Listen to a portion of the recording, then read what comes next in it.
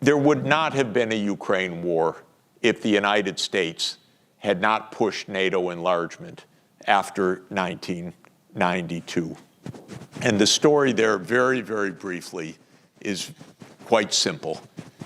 After World War II, there was no treaty to end World War II. What the Soviet Union said after World War II was that Germany should be demilitarized and neutral.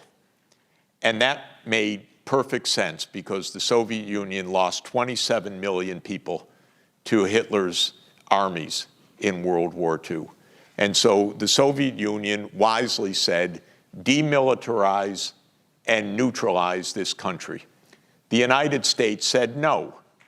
To the contrary, the US said, we now arm Germany because we want to defend against communism. And so an ideological approach rather than a pragmatic, realist approach was taken. And the United States said, we will rearm Germany, create NATO, and get ready for a war with the Soviet Union, which was not what the Soviet Union wanted. What the Soviet Union wanted was security against another invasion coming from the West. But the US said, no, what the Soviet Union wants is expansionism, and we will have a divided Germany. In 1990, because of Mikhail Gorbachev, who was a man of peace, and in my view, the greatest statesman of our age, actually, and somebody I admired tremendously, not liked in his country because he's remembered for the collapse of the Soviet Union and for high inflation, but he was the greatest statesman of the time, except that he trusted the US. He said, I want to end the Cold War.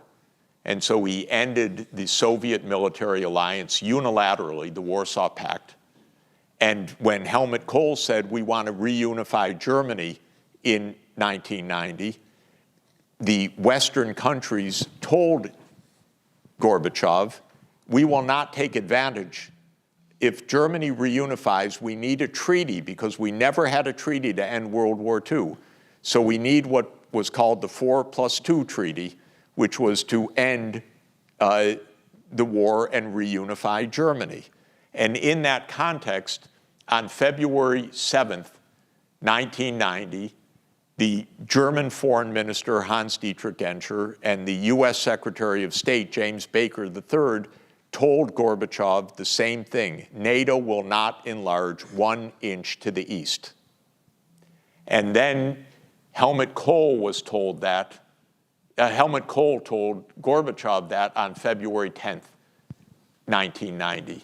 That was the basis of German reunification.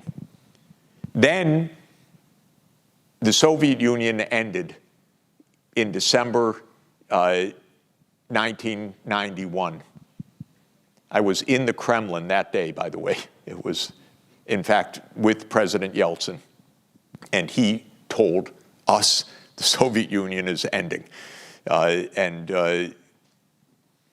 The United States immediately decided it wasn't bound by any agreements.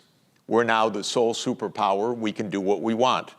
So already in 1992, they began to plan for NATO enlargement, a complete and reckless cheat. And President Clinton, in 1994, January, announced it.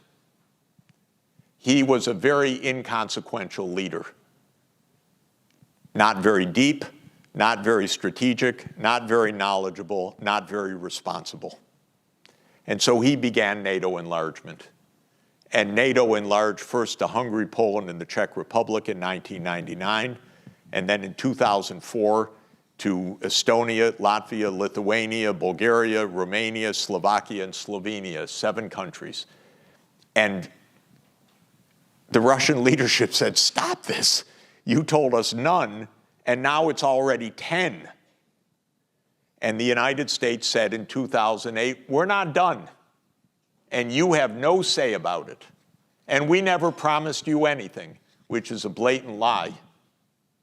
And so the United States in 2008 said, we're going to go to Ukraine and to Georgia at the Bucharest NATO summit. That's why we have this war. because Russia said no. But what was added to this was in 2002, the United States unilaterally abandoned the anti-ballistic missile treaty, which was a great destabilizer because the ABM treaty was for mutual deterrence of the nuclear forces. And the US started putting in anti-ballistic missile systems in Poland and in Romania, the Aegis missile systems, and the Russians said, wait a minute, you're destabilizing the nuclear framework and you're expanding NATO. One more thing brought us the war, and that is the Ukrainians elected a president that wanted neutrality because Ukraine is in between the West and the East, or in between Russia and the West, I should say. And so they elected a president that wanted neutrality, and the United States does not like neutrality, as you know. This is a problem for here, too. The US doesn't like neutrality. That's an imperial idea. We don't like neutrality. You're either with us or you're against us. So the US helped to overthrow that president on February 22nd, 2014. It was a coup, and the US was an active part of the coup. That's what caused the Ukraine war.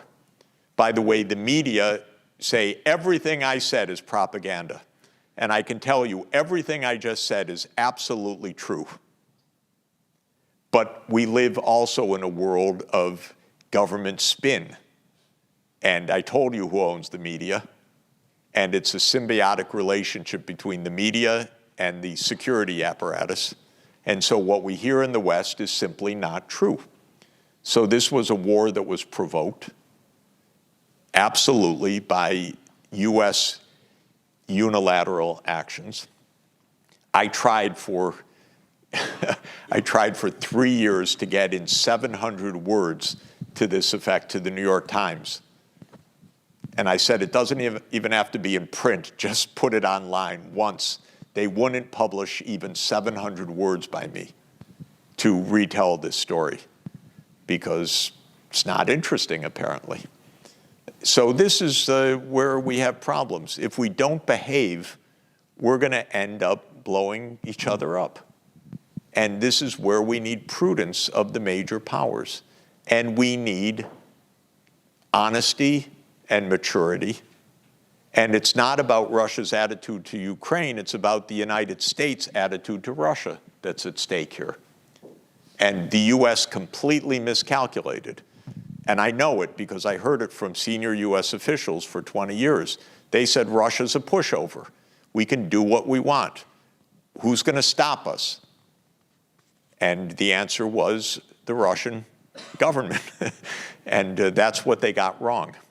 And so we need to be careful. And I can say to the diplomats here, it's important to help educate the Americans. Please. It's important for the world. We need some truth-telling because that way we'll stay safe. And I can say as an American, maybe I'll end here, and I know I go on way too long. America is the safest place in the whole world. Nobody could conceivably invade the United States. No one can threaten the US with an invasion. There's no threat at all to the United States except two things. One, internal collapse, and second, nuclear war. And we should be able to avoid both of them. So it's unbelievable that we're in a country of fear where we have the least to fear of any place in the world. If you're the US and your two neighbors are Canada and Mexico, you're pretty damn safe.